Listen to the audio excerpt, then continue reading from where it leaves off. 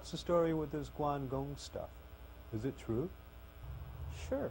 I'm not surprised that Guangdong is the guy that's really behind the all the wealth and all the experience and all the power and all the goodness that's in Chinatown. I mean, Guangdong probably is who knows? He may be the head right now of corporate Chinese North America. Find that the spirit of Guangdong is all around us. Well, Guangdong is looked on more than anything else as an ancestral god. But I think Guangdong is a spirit. He's a spirit that's alive.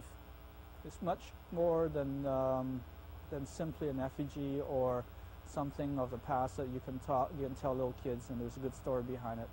More than anything else, I think he exemplifies the spirit, and the spirit is what lives. And sometimes you see that spirit, a certain amount of pride, a certain amount of coming out and doing something that's beyond the call of your own duty or your confines, your own station in life, or even your own courage. I mean, in some way we can look at it as saying like, we can actually see bits of Guangdong in our fellow Chinese Canadians.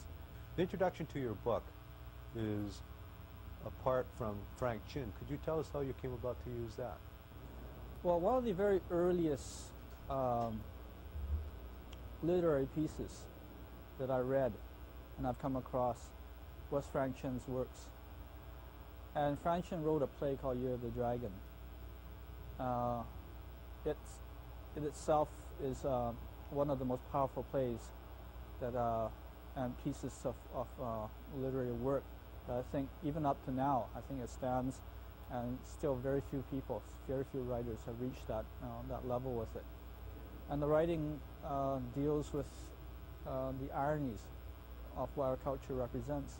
And in fact, the idea that part of us lives on, part of us lives on an acting stage.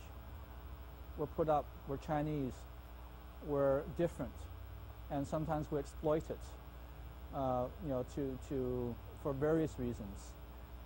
We exploit Bruce Lee because if that means that we can frighten somebody and not allow us to fight, to hit us and hurt us, that's fine. Tradition is a very introspective poem. How did you come about to write it? I've often thought about the idea of culture. And culture is such an elusive thing. People say that culture is something that comes out of books, out of artwork, things that people can see. And I've often thought about that. And culture itself is sometimes a lot more intangible than that. Because I think we are part of that culture. We are culture. We are part of what makes tradition work. And because we believe in it, we observe it, and we feel it and we understand it, or we intend to grasp for it. And one time I was eating this zhong, and I stopped for a minute, and it dawned onto me that I don't know why I'm eating it, and why do I have to eat it? Not because it tastes particularly good, but it was sort of part of habit. And then I looked at it longer, and I realized that there was a poem in it.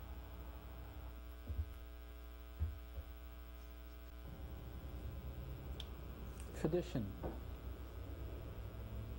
I grasped in my hand a bundle of rice wrapped in leaves, forming triangles.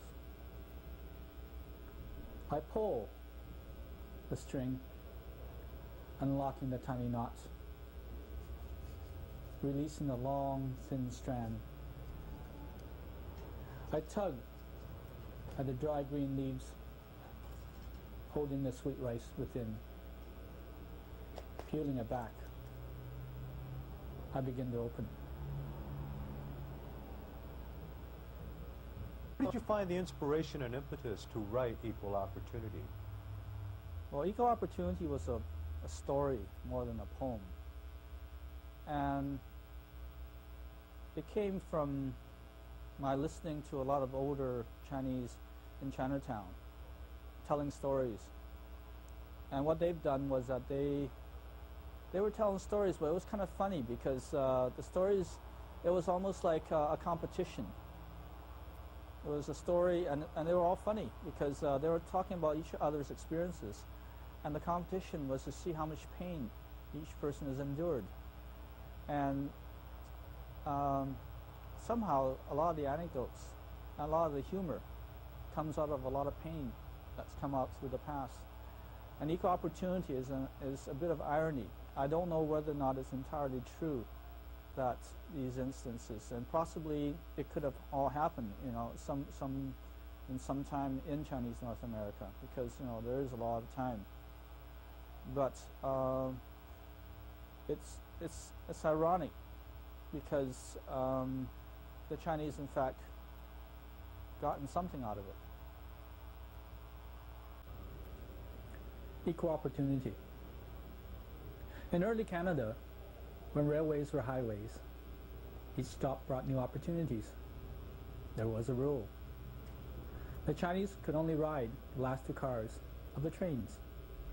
That is, until a train derailed, killing all those in front. The Chinese erected an altar and thanked Buddha. A new rule was made. The Chinese must ride the front two cars of the trains. That is, until another accident claimed everybody in the back. The Chinese erected an altar and thanked Buddha. After much debate, common sense prevailed. The Chinese are now allowed to sit anywhere on any train. What prompted you to write Jimmy the Waiter? Well, I worked all my life as a waiter, more than any of the other professions inside of a restaurant. And there's something about being a waiter, also being in the service industry, and especially if you're Chinese, is that sometimes the hostility, the bad food, the bad humor, the drunks, for whatever reason, okay, the scorn that's heaped onto you often touches onto the racial barrier. You get called every name under the sun, and especially it relates to your skin. So there's a rule that in the profession says that you never razz a waiter and you never speak ill of a cook, because you don't know what's going to happen to your food before you get it.